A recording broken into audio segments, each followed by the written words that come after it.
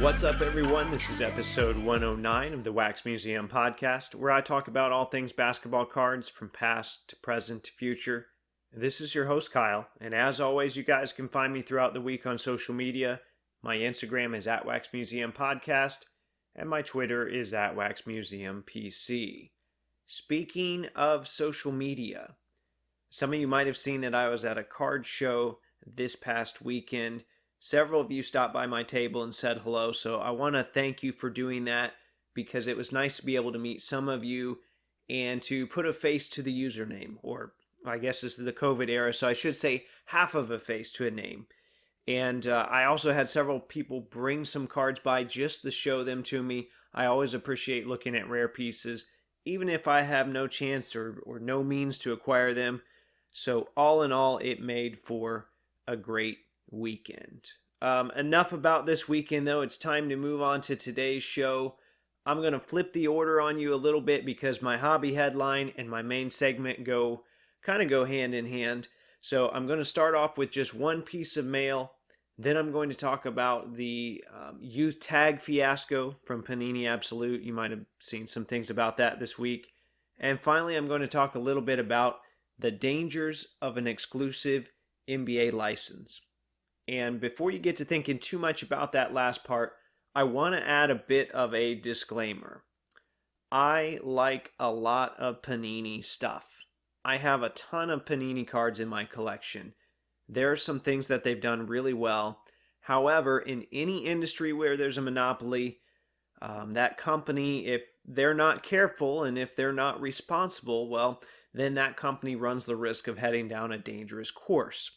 Well, I don't think Panini has been either careful or responsible lately, and I'm going to share some things that make me think Panini could be headed down a dangerous path. But if any other company had the license, you could probably plug them in too. So part of this will be the inherent dangers of a company having an exclusive license. It just so happens that Panini is that company right now.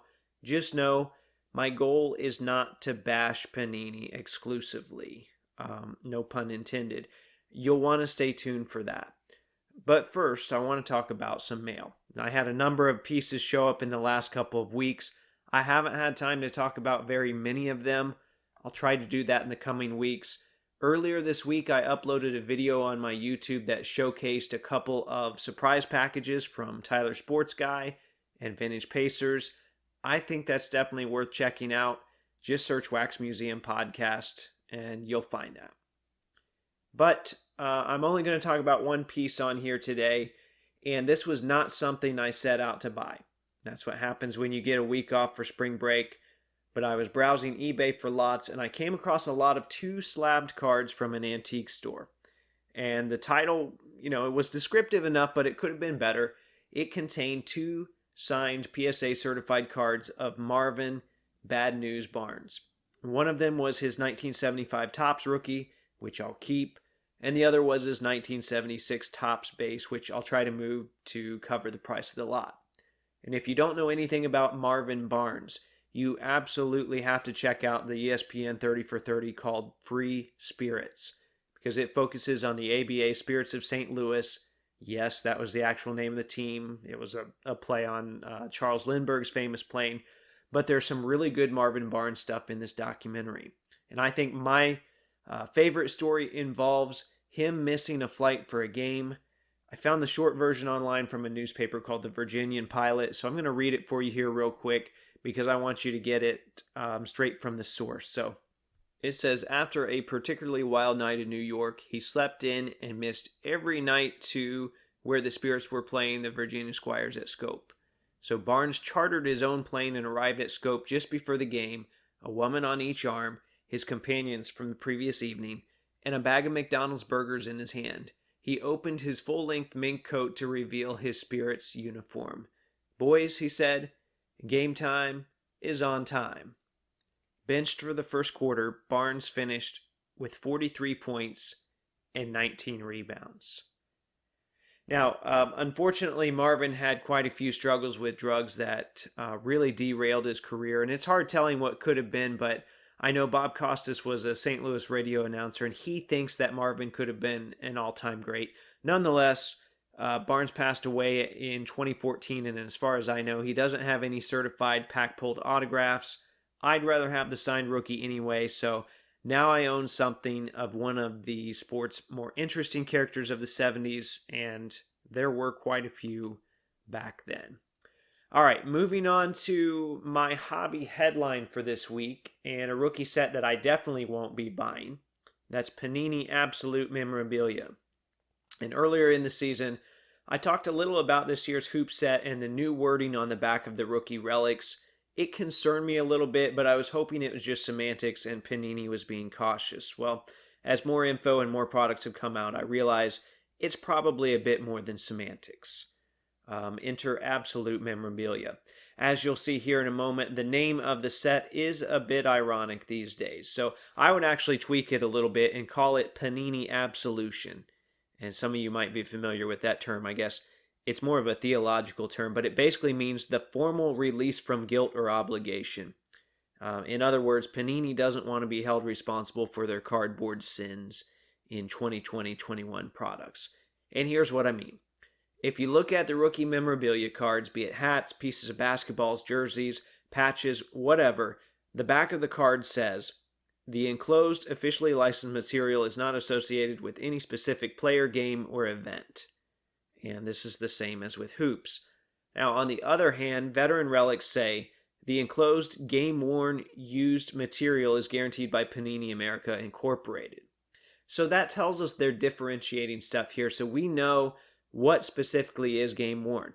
And if you remember, they had an incident last year with Absolute Relics as well, and the wording where they had to black out where it said and autograph because the cards weren't actually signed.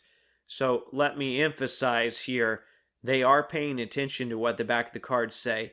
They're very intentional, and they're ensuring that those are accurate. So if that wasn't concerning enough, a pair of Cole Anthony Jumbo hat tag cards showed up last week, and the hat size was a youth large.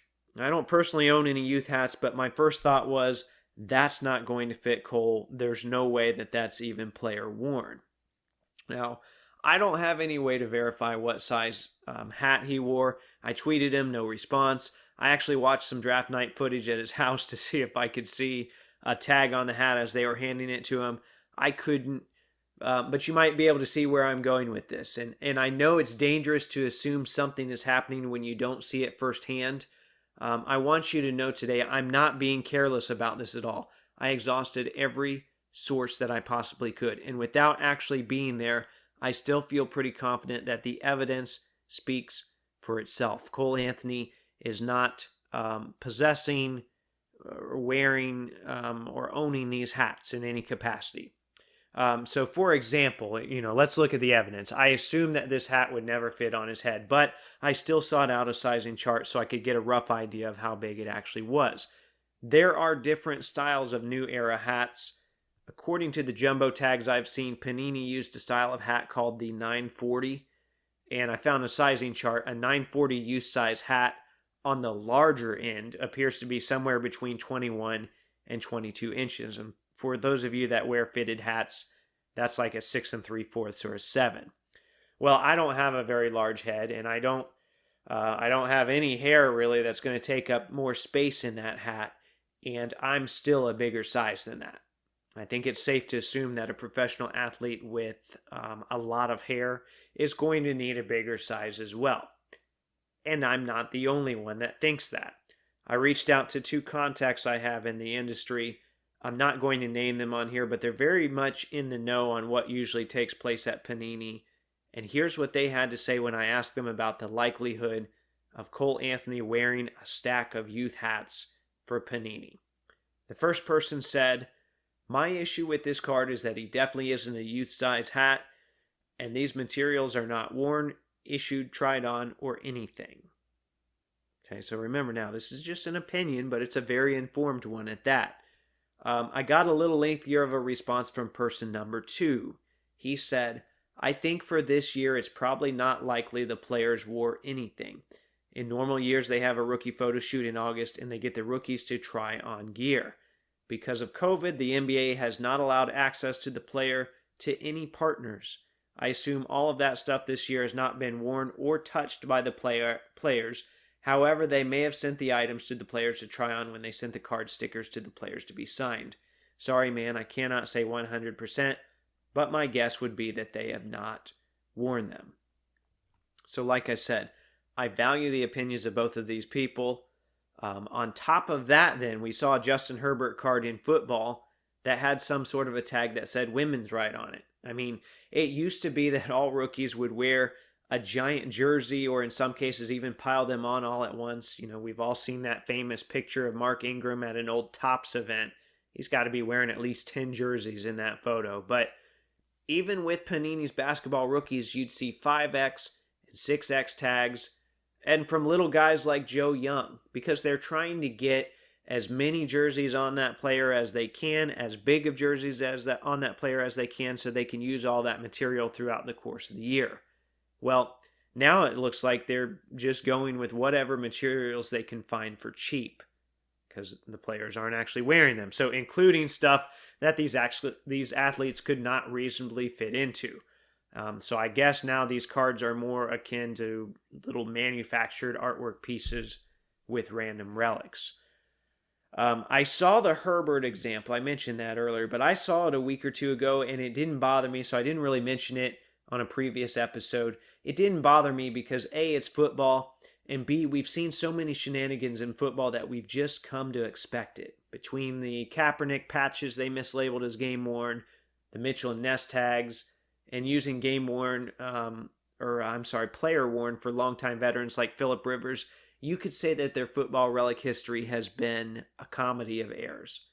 Basketball is a different case, though. And I had a couple people comment on my Twitter that these kind of shenanigans should just be expected with Panini, but I think that Panini has really done a pretty good job with their basketball relics. All of their early season rookie stuff is usually labeled player worn because it's from the photo shoot. Once we get to Flawless, you might have some rookie stuff that's actually game worn, and they label that as well. And then with the exception of some of the retro sets and a low-end set here and there, all of the veteran stuff is game worn. A lot of the retired player stuff is purchased from the big auction houses, and I've traced some of those back on this show before. You might remember I talked about a Mark Jackson patch and a Horace Grant logo man that I traced back. In basketball, you've got the rookie photo shoot, you got 82 games per season, you got preseason, you got playoffs. Some guys wear multiple jerseys per game. Some guys wear jerseys over multiple games, but there's a lot more game-worn stuff available in basketball than in football. In short, we didn't see Panini cutting corners on that kind of stuff in the past because it was readily available and they didn't have to. And I talked about this with Tone in episode 60 and 61. So I'd always encourage you to go back and listen to that if you haven't heard it or maybe you want to listen to it again. However, when situations get tough, in this case, we're in a pandemic and there's no competition for Panini and there's no one to hold them accountable. Well, some companies are going to bend a little bit when it comes to ethics. And as you'll see shortly, I'm going to build more on this thought in today's main segment. But I think there's enough evidence now to show that Panini is bending a bit when it comes to ethics. But before I continue that thought in today's main segment, I want to pause and take a moment to remind you how you can support this show. As you guys know, there are costs that go into producing a podcast. One of my goals is to always keep the show itself free. As a result, I've signed up for affiliate programs with eBay and Fanatics. If you'd like to help support this show in this way, go to www.waxmuseumpodcast.com and click either the Fanatics link or the eBay logo at the top. Shop as planned, and the Wax Museum Podcast gets a small commission in the process. It's a win-win. Once again, that's www.waxmuseumpodcast.com. This is Slick Leonard. You're listening to the Wax Museum Podcast. Boom, baby!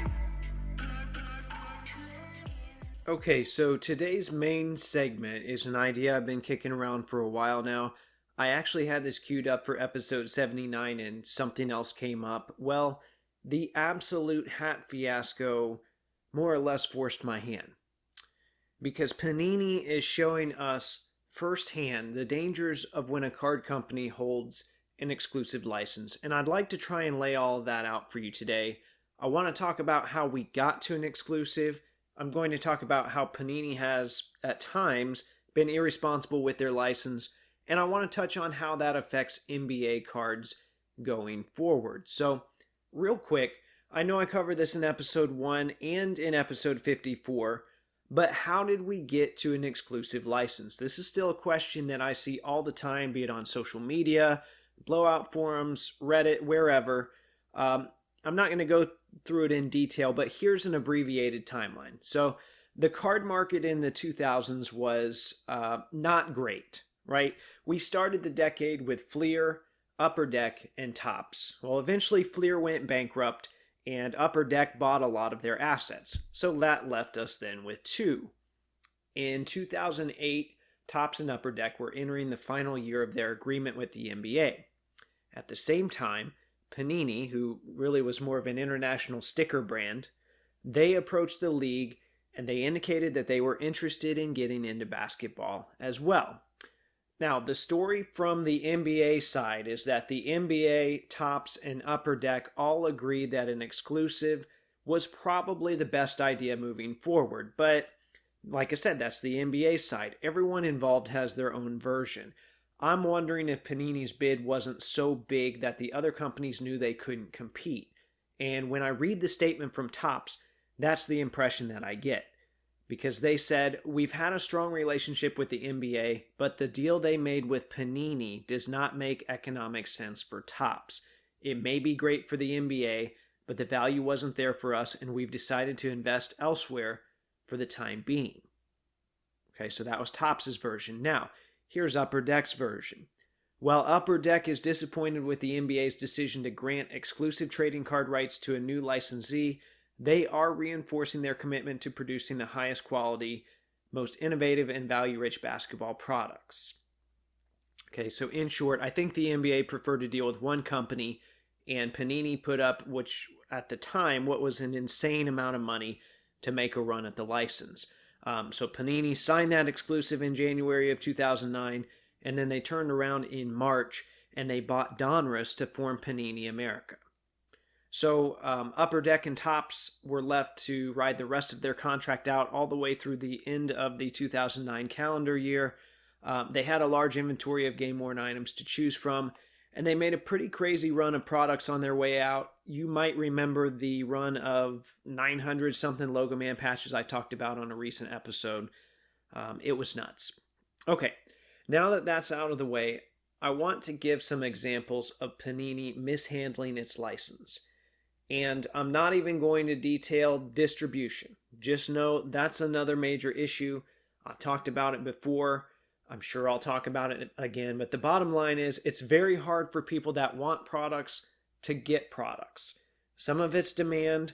Some of it is the system and the people toward the top that have access to stuff. But I'm not going into all of that today.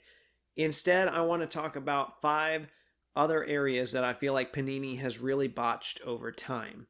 And these are in no particular order. Okay, so number 1 that I want to talk about is redemptions. Some of you might remember that I did a recap of the redemption lawsuit way back in episode 6. I'm not going to go over all of that again, but a lot of people feel like the redemption program has become a giant bait and switch.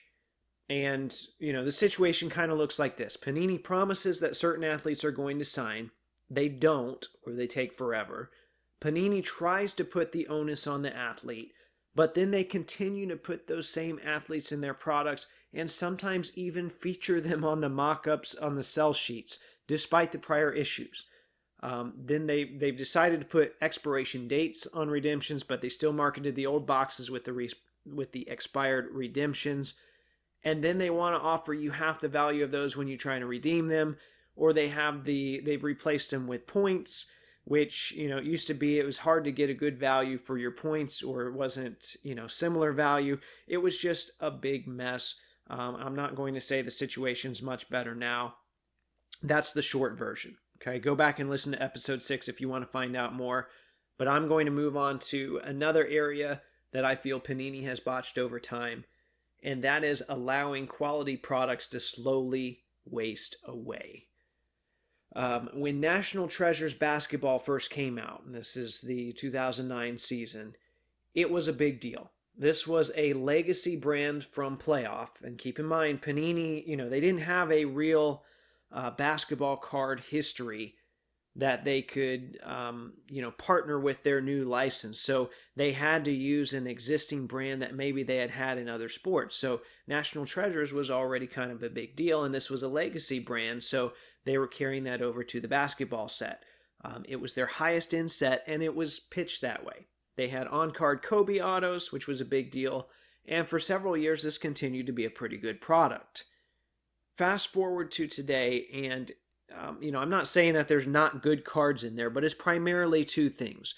It's become a vessel to sell a chance at a nice rookie patch auto, and then it's also a sticker dump. And I feel like I've seen similar things happen with some other high-end products as well. Immaculate used to have some really awesome jumbo veteran patches. Now the majority of them are rookie patches from the photo shoot. The same thing happened with the nameplate nobility set. We used to get some really cool Hall of Fame nameplates and retired players. Well, now they're chopping those letters into smaller pieces and spacing them out a lot more. And look, I get it. The market revolves around rookies right now, and that's nothing new. We've seen that's been a pretty consistent theme throughout basketball card history. They would be foolish if they didn't focus on these guys. In fact, I thought Panini should have done more with Zion than they actually did. Very similar to what Upper Deck did with LeBron in 2003. But we've got to the point where they know that the combination of their monopoly and the rookie class, that it's going to move any product regardless of quality. And a lot of the products have deteriorated because of that. They know they don't have to put the effort in to move a product because people are chasing rookies and people are willing to gamble. What's going to happen when the market cools or when we get a lackluster class? Is Panini going to try then, or are they going to lean further on their monopoly and just ride it out until the next season? And that segues into my next point, which is they have been showing or not showing, I guess, the ability to innovate. There's a lack of real innovation. And I'll talk about the time frame of each license contract here shortly, but I don't think it's a coincidence that things slowly trended downward after Panini signed a 5-year agreement around the 2012-2013 season. Some of Panini's more innovative products, including one that was literally called Panini Innovation, released around that time. And while these products benefited from the double rookie class, the company was finding its groove, and they really had to work hard to try new things to establish itself as a player in the market that it had not really spent any time in before.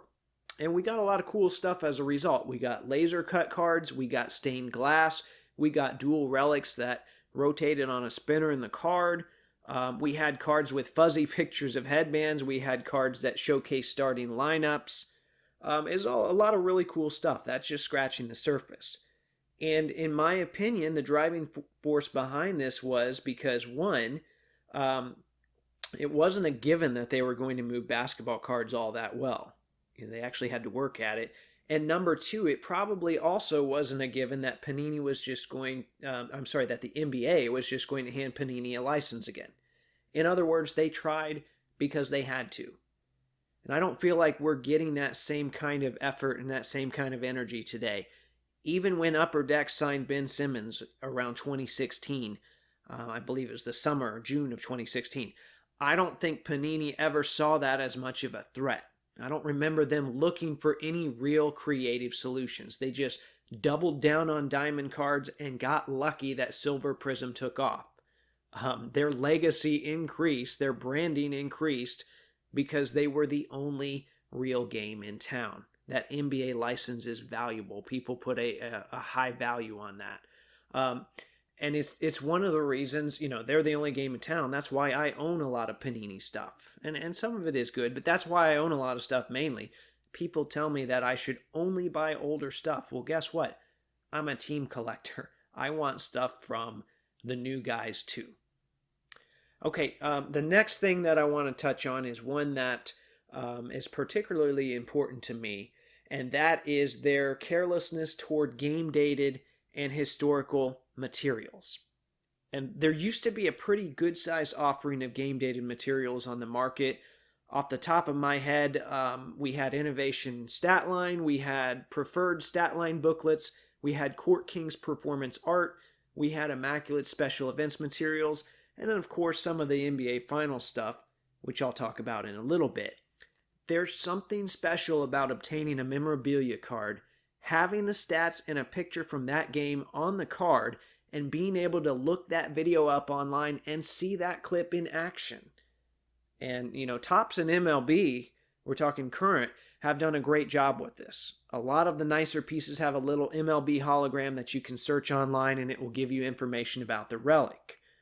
I know I talked about innovation on the last bullet point, but with Top Shot and highlights being all the rage, you'd think Panini would come up with some sort of game dated cards that, maybe they put a QR code on them and it redirects you to a video clip featuring that specific relic. I think it was Ivan, aka Watch the Breaks on Twitter, that recommended that. I thought that was an awesome idea. But we're not going to get anything like that because unlike Topps, who I mentioned has done a great job with this, if we're looking at Panini's game-dated relics, Statline is gone, Performance Art is gone, Special Event Materials has deteriorated into small little pieces of all-star warm-ups. The current game-dated selection is pathetic. Now, one thing they have maintained to an extent is their use of NBA Finals relics. They have the nameplates in National Treasures, one of the few good parts of that product, and then they have the Opulence booklets. Now, granted, they used to do, when it was back in Preferred, they used to do 25 prime booklets per player, and a lot of that stuff has been drastically slashed. I think I saw some of the Raptors booklets numbered to 9. Might have been Kyle Lowry. So that begs the question, what are they doing with the smaller stuff? They have a Kyle Lowry NBA Finals jersey in their inventory, someone that Raptors fans have dubbed the greatest Raptor of all time, and they make a nameplate set and then less than 10 booklets, and then some of those were even trim pieces that I saw. So where's the rest of that jersey? Right? Or what about the Mark Aguirre Bad Boys Finals jersey that they used in 2014 Immaculate? They made 10 jumbo patches from it, and then we've never seen any Aguirre cards that are labeled as being Finals worn since. What about the Spurs Tracy McGrady jersey that they used parts of for one booklet set, numbered to 25? Well, I've had a former Panini employee tell me that oftentimes the rest of the stuff, the NBA Finals stuff, gets cut up and inserted into other products. In other words, they're wasting historical artifacts in order to make unlabeled filler for miscellaneous products. They could bring so much more value to their brand and the NBA brand and customers in general with a few minor changes, and they just won't do it. To me, that's irresponsible, and it's insane. But not as insane as number 5, which is what I believe they're trying to do right now. I believe they are trying to trick customers.